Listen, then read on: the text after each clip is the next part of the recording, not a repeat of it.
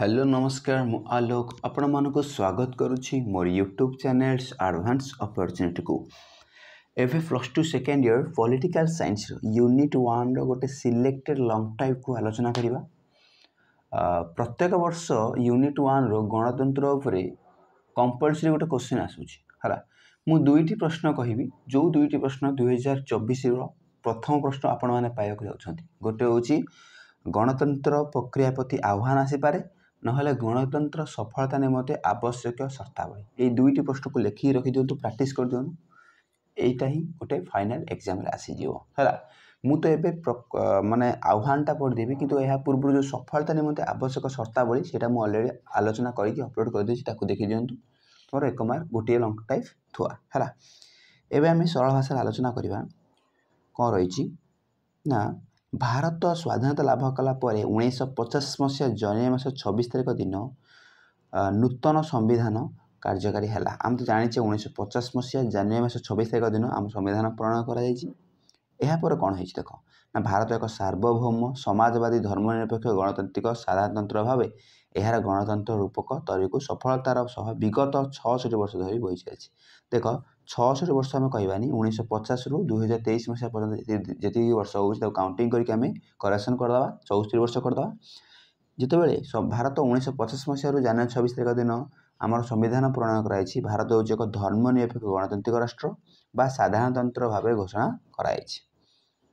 कौन रही देख ना पृथ्वीर सर्वबृहत गणतांत्रिक राष्ट्र मान्यता लाभ कर राष्ट्र में बास कर कथा चिंता कलापर स्वतः स्फूर्त भाव party I love my India बाहरी पड़े जेहेतु पृथ्वीर सर्वबृहतम गणतांत्रिक राष्ट्र भाव भारत हूँ नंबर 1 तेणुक आम या भाविला बेलू आम पार्टी कौन बाहर ना आई लव माई इंडिया बोली बाहर है।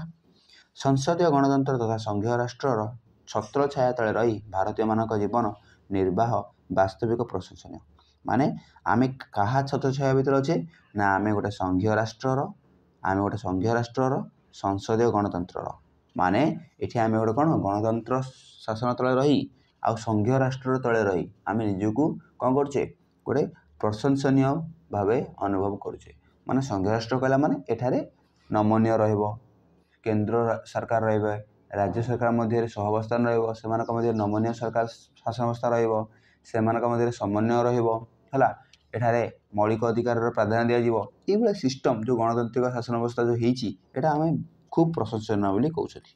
पुणी एते बड़ राष्ट्र जेउटी विभिन्न क्षेत्र में विभिन्नता रही हमें जानीचे भारत हूँ एमती एक राष्ट्र जोटि कि जाति धर्म वर्ण लिंग संप्रदाय अंचल है राजनीति रे धर्म रे सामाजिक क्षेत्र में सब क्षेत्र में विभिन्नता रही किंतु एकता रही एकतार अभाव नहीं।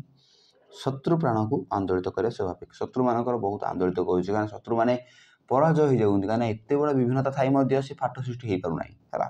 भारत केंद्र शासन अवस्था रही आम जानीचे संघीय राष्ट्र कहला माने केंद्र और राज्य सरकार सहवस्थान भारत में कौन रही केंद्र शासन रही देन रही कौन राज्य मान सरकार रही ए सब थिबा सत्वे कौन कर आवश्यक दृष्टि उभय ग्रामांचल सहरांचल स्थानीय स्वायत्त शासन संस्था व्यवस्था गणतंत्र को तृणमूल स्तर को नहीं पारे।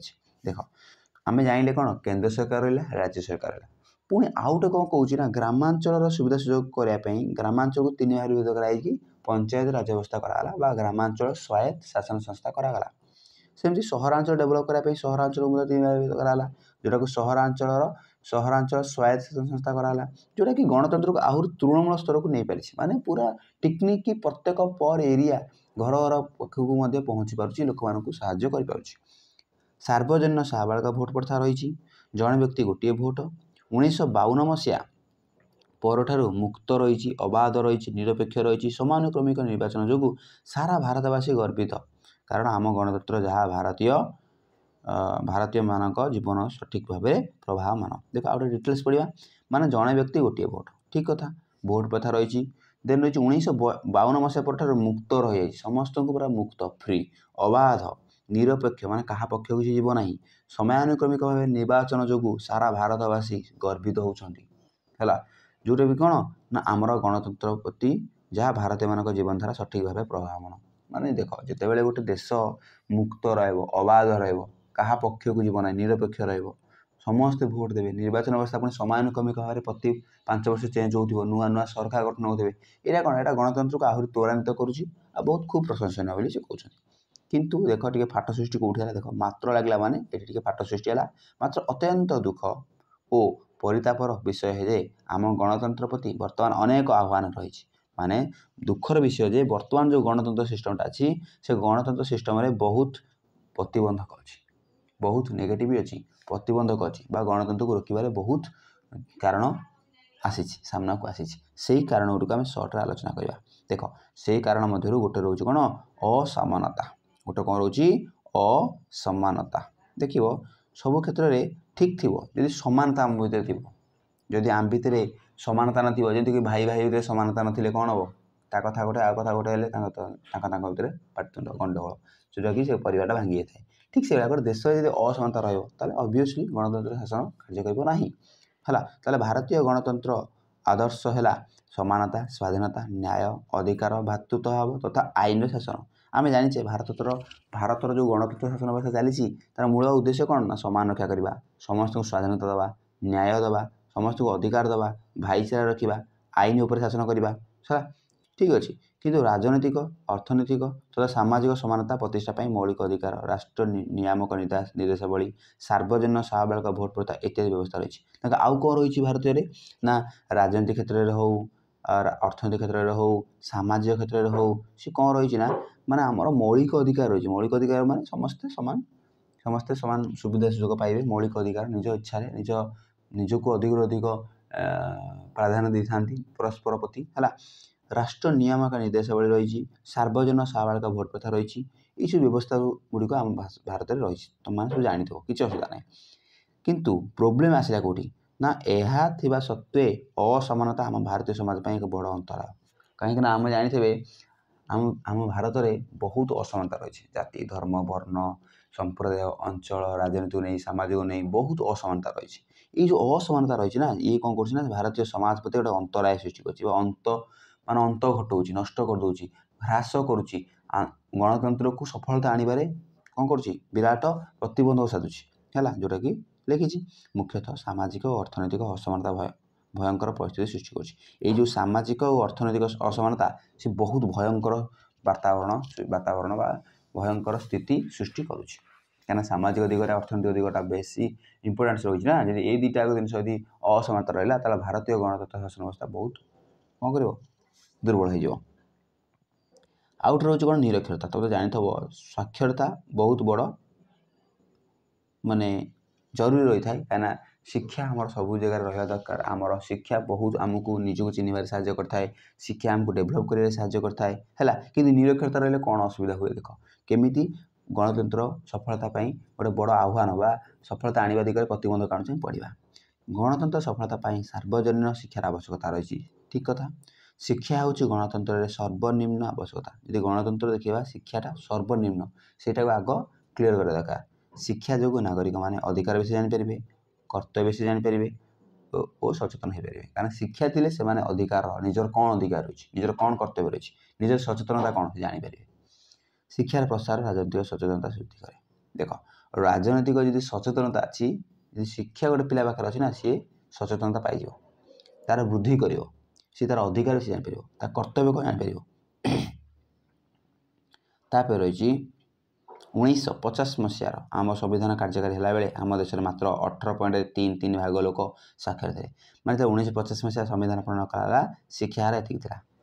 କିନ୍ତୁ ବିଗତ 64 ବର୍ଷ ମଧ୍ୟରେ ନିରକ୍ଷରତା ସମ୍ପୂର୍ଣ୍ଣ ରୂପେ ଦୂରୀଭୂତ ହୋଇପାରି ନାହିଁ। କିନ୍ତୁ ଆଜି ପର୍ଯ୍ୟନ୍ତ ସୁଦ୍ଧା ଶିକ୍ଷା ବ୍ୟବସ୍ଥା ଡେଭଲପ୍ ହୋଇପାରି ନାହିଁ। ନିରକ୍ଷରତା ଯୋଗୁଁ ନାଗରିକମାନେ ଆଞ୍ଚଳିକତାବାଦ ଜାତୀୟତାବାଦ ସାମ୍ପ୍ରଦାୟିକତାବାଦ ଭଳି ସଂକୀର୍ଣ୍ଣ ଚିନ୍ତାଧାରା ଦ୍ୱାରା ପ୍ରଭାବିତ। ଦେଖ ସେଥିପାଇଁ ସେ କ'ଣ କହିଛି ନା ନିରକ୍ଷରତା ଯୋଗୁଁ ନାଗରିକମାନେ ଆଞ୍ଚଳିକତାବାଦ ସୃଷ୍ଟି କରୁଛନ୍ତି ମାନେ ଅଞ୍ଚଳ ମଧ୍ୟ ଛୋଟିଆ ଚିନ୍ତାଧାରା ଆଣୁଛନ୍ତି। କାହିଁକିନା ଯଦି ଗୋଟେ ପିଲା ଶିକ୍ଷା ଥିବ ସେ କେବେ ଗୋଟେ ନିର୍ଦ୍ଦିଷ୍ଟ ଅଞ୍ଚଳକୁ ପ୍ରାଧାନ୍ୟ ଦେବ ନାହିଁ ସବୁ ଅଞ୍ଚଳକୁ ପ୍ରାଧାନ୍ୟ ଦେବ। କିନ୍ତୁ ଏଠି କ'ଣ ନିରକ୍ଷରତା ପାଇଁ ନାଗରିକମାନେ ଆଞ୍ଚଳିକତାବାଦ ସୃଷ୍ଟି କରୁଛନ୍ତି ଜାତୀୟାଣ ଭାବ ସୃଷ୍ଟି କରୁଛନ୍ତି ସାମ୍ପ୍ରଦାୟିକତାବାଦ ଭଳି ସଂକୀର୍ଣ୍ଣ ଚିନ୍ତାଧାରାରେ ନିଜକୁ ପ୍ରଭାବିତ କରୁଛନ୍ତି ହେଲା। ତାହେଲେ ଛୋଟ ଚିନ୍ତାଧାରା ତାଙ୍କ ମନରେ ଆସିଯାଉଛି। ତାପରେ ବିଭିନ୍ନ ସରକାରୀ ଯୋଜନା ବିଫଳ ମଧ୍ୟ ହେଉଛି କାହିଁକିନା ନିରକ୍ଷରତା ଥିଲେ ସରକାରୀ ଯୋଜନା ସଠିକ୍ ଭାବେ କାର୍ଯ୍ୟ କରିବ ନାହିଁ ବିଫଳ ହେବ ହେଲା। ସନ୍ତ୍ରାସବାଦ ସୃଷ୍ଟି ହେଲା ନକ୍ସଲ ସମସ୍ୟା ସୃଷ୍ଟି ହେଲା ଆତଙ୍କବାଦ ସୃଷ୍ଟି ହେଲା କ'ଣ ପାଇଁ ନିରକ୍ଷରତା ପାଇଁ ଯେତେବେଳେ ସେମାନେ ପାଠ ପଢ଼ିଲେନି ସେମାନେ ବେକାର ହେଇ ବୁଲିଲେ, ସରକାରଙ୍କ ବିରୁଦ୍ଧରେ ସନ୍ତ୍ରାସବାଦ କଲେ, ନକ୍ସଲ ସମସ୍ୟା ସବୁ କଲେ ହେଲା। ପଞ୍ଚାୟତ ରାଜ ବ୍ୟବସ୍ଥା ସଠିକ୍ ଭାବେ ରୂପାୟିତ ହୋଇପାରୁନାହିଁ। ଯେଉଁ ପଞ୍ଚାୟତ ରାଜ ବ୍ୟବସ୍ଥା ଅଛି ଗ୍ରାମାଞ୍ଚଳ, ଯେଉଁ ଗ୍ରାମ ପଞ୍ଚାୟତ, ଜିଲ୍ଲା ପରିଷଦ, ପଞ୍ଚାୟତ ସମିତି ଯେଉଁ ଅଛି ସେଇଟା ସଠିକ୍ ଭାବେ କାର୍ଯ୍ୟ କରୁନାହିଁ। ନିରକ୍ଷରତା ଯୋଗୁଁ ଅର୍ଥ ବଳ ତଥା ବାହୁବଳର ପ୍ରାଧାନ୍ୟ ବୃଦ୍ଧି ପାଇ ଭାରତୀୟ ଗଣତନ୍ତ୍ର ପ୍ରତି ବିରାଟ ଆହ୍ୱାନ ସୃଷ୍ଟି କରିଛି। ମାନେ ନିରକ୍ଷରତା ମାନେ ବଳରେ କ'ଣ ହେଲା, ଅର୍ଥ ବଳ ବାହୁବଳର ପ୍ରାଧାନ୍ୟ ବୃଦ୍ଧି ପାଉଛି। ମାନେ ଯେଉଁଟା କହନ୍ତିନି କି ନିରକ୍ଷରତା ହେବା ଯୋଗୁଁ କ'ଣ କଲା ନା ଅର୍ଥ ବଳ ଅଧିକରୁ ଅଧିକ, ଯାହା ପାଖରେ ଅର୍ଥ ଅଛି ତା ପାଖରେ ବଳ ହେଲା, ଯାହା ପାଖରେ ମାନେ ଯାହା ପାଖରେ ପାୱାର ଅଛି ସିଏ ଅଧିକରୁ ଅଧିକ ପ୍ରାଧାନ୍ୟ ଦେଲା, ସିଏ ହିଁ ଶାସନ କଲା। ଏଇଟା ଅଧିକରୁ ଅଧିକ ବୃଦ୍ଧି ପାଉଛି, ଯେଉଁଟାକି ଗଣତନ୍ତ୍ର ପ୍ରତି ବଡ଼ ଆହ୍ୱାନ ହେଲା। ବୁଝିପାରୁଥିବ ମୁଁ କ'ଣ କହିବାକୁ ଚାହୁଁଛି। ନେକ୍ସଟ ରହିଲେ ଆଞ୍ଚଳିକତାବାଦ। ମୁଁ ତୁମକୁ ବୁଝେଇଛି ନା, ଗୋଟେ ଅଞ୍ଚଳ ପ୍ରତି ବିଦ୍ୱେଷ ଭାବନା, ଅନ୍ୟ ଅଞ୍ଚଳ ପ୍ରତି ବିଦ୍ୱେଷ ଭାବନା, ଘୃଣା ଭାବନା ଆଣି ନିଜ ଅଞ୍ଚଳ ପ୍ରତି ଭଲ ପାଇବା ଆଣିଲେ ଏଇଟା ଆଞ୍ଚଳିକତାବାଦ ସୃଷ୍ଟି ହୋଇଥାଏ। ଏହା ଏକ ଗଣତନ୍ତ୍ର ପ୍ରତି ବଡ଼ ଆହ୍ୱାନ ହେଲା। ଆଞ୍ଚଳିକତାବାଦ ଅର୍ଥ ହେଲା ସମଗ୍ର ରାଷ୍ଟ୍ର ପ୍ରତି ଆସକ୍ତି ପ୍ରକାଶ ନ କରି ଏକ ନିର୍ଦ୍ଦିଷ୍ଟ ଅଞ୍ଚଳ ପ୍ରତି ଆସକ୍ତି ପ୍ରଦର୍ଶନ କରିବା। ମାନେ ନିର୍ଦ୍ଦିଷ୍ଟ ଅଞ୍ଚଳ, ନିଜ ଅଞ୍ଚଳକୁ ଖାଲି କ'ଣ କଲା, ଆସକ୍ତି ପ୍ରଦର୍ଶନ କଲା, ଭଲ ପାଇଲା। ଏହାଦ୍ୱାରା ଭାରତର ଅଖଣ୍ଡତା, ସାର୍ବଭୌମତ୍ୱ, ସଂହତି ବଡ଼ ପ୍ରତିବନ୍ଧକ ସୃଷ୍ଟି ହେଉଛି। ଦେଖ ଆଞ୍ଚଳିକତାବାଦ ମାନେ କ'ଣ, ମନେକର ଭାରତ ଏଇଟା ନିର୍ଦ୍ଦିଷ୍ଟ ଅଞ୍ଚଳ, ଯଦି ଆମେ ଏଇ ନିର୍ଦ୍ଦିଷ୍ଟ ଅଞ୍ଚଳର ପ୍ରାଧାନ୍ୟ ଦେବା, ଭଲ ପାଇବା, ଗୁରୁତ୍ୱ ଦେବା, ଆଉ ଅନ୍ୟ ଅଞ୍ଚଳକୁ ପ୍ରାଧାନ୍ୟ ଦେବା ନାହିଁ, ଯେଉଁଟାକି କ'ଣ ଆମ ଭିତରେ ଅଖଣ୍ଡତା ରହିଲାନି, ଖଣ୍ଡ ବିଖଣ୍ଡ ଦେଖିବା। ଆଉ ଗୋଟେ କ'ଣ, ସାର୍ବଭୌମତ୍ୱ ନଷ୍ଟ ହେଲା, ସଂହତି ଯେଉଁ ଏକତା ଥିଲା, ଜାତୀୟ ଏକତା ନଷ୍ଟ ହୋଇଗଲା। ସିଏ ଲେଖିଛନ୍ତି ହେଲା, ଆଉ କିଛି ନାହିଁ। ତାପରେ କ'ଣ ରହୁଛି ନା ଏହାଦ୍ୱାରା କଲା ଅଖଣ୍ଡତା ନଷ୍ଟ, ସାର୍ବଭୌମତ୍ୱ ନଷ୍ଟ, ସଂହତି ମଧ୍ୟ ନଷ୍ଟ। ଆଞ୍ଚଳିକତାବାଦ ଏକ ମୌଳିକବାଦୀ ଭାବନା, ଆର୍ଥିକ ସ୍ୱାର୍ଥ ତଥା ଭାଷା ଇତ୍ୟାଦି ଏହାର ମୂଳଧାରା। ମାନେ ସେମାନେ ସ୍ୱାର୍ଥ ହାସଲ କରିବା ପାଇଁ ନିଜ ଭାଷାକୁ, ନିଜ ଅଞ୍ଚଳକୁ ଅଧିକ ପ୍ରାଧାନ୍ୟ ଦେଇ ଆଞ୍ଚଳିକତାବାଦ ସୃଷ୍ଟି କରିଥାନ୍ତି। ଆଞ୍ଚଳିକତାବାଦକୁ ଆଧାର କରି ବିଭିନ୍ନ ରାଜନୈତିକ ଦଳ ଭୋଟରମାନଙ୍କୁ ପ୍ରଭାବିତ କରୁଛନ୍ତି। ଦେଖ ଆଞ୍ଚଳିକତାବାଦକୁ ଆଧାର କରି କ'ଣ କରୁଛନ୍ତି ନା ବିଭିନ୍ନ ରାଜନୈତିକ ଦଳ କ'ଣ କରୁଛନ୍ତି ନା ଭୋଟରମାନଙ୍କୁ ପ୍ରଭାବିତ କରୁଛନ୍ତି। ନା ଆମରି ଅଞ୍ଚଳ ଲୋକ ଆମରି ଅଞ୍ଚଳକୁ ଭୋଟ ଦିଅ, ଅନ୍ୟ ଅଞ୍ଚଳର ପ୍ରତିନିଧିକୁ ଭୋଟ ଦିଅନି, ଆମ ଅଞ୍ଚଳ ଡେଭଲପ୍ କରିବା, ଅନ୍ୟ ଅଞ୍ଚଳ ଡେଭଲପ୍ କରିବାନି। ଏଇଟା ରାଜନୀତିରେ ବହୁତ ସାରା ଦେଖିବାକୁ ମିଳିଲାଣି ହେଲା, ଯାହା ରାଷ୍ଟ୍ରରେ ପ୍ରଭୁତ୍ୱ କ୍ଷତି କରୁଛି। ଏହାଦ୍ୱାରା ବିଭିନ୍ନ ରାଜ୍ୟ, କେନ୍ଦ୍ରଶାସିତ ଅଞ୍ଚଳ ଗଠିତ ହେଉଛି। ଛତୁ ଫୁଟିଲା ଭଳି ଆଞ୍ଚଳିକ ଦଳଗୁଡ଼ିକ କାୟା ବିସ୍ତାର କରୁଛନ୍ତି। ଦେଖିବ ପୁରା ବିଭିନ୍ନ ପ୍ରକାର ଆଞ୍ଚଳିକ ଦଳ ଗୁଡ଼ିକ ବିସ୍ତାର ଲାଗୁଛି। ସେମାନେ କେନ୍ଦ୍ର ସରକାରକୁ ମାନୁ ନାହାନ୍ତି, ତାଙ୍କ ଦଳକୁ ମାନୁ ନାହାନ୍ତି, ସେମାନେ ଗୋଟେ ନିର୍ଦ୍ଦିଷ୍ଟ ଦଳ ଠିଆ କରିକି ପ୍ରାଧାନ୍ୟ ଦେଉଛନ୍ତି ହେଲା।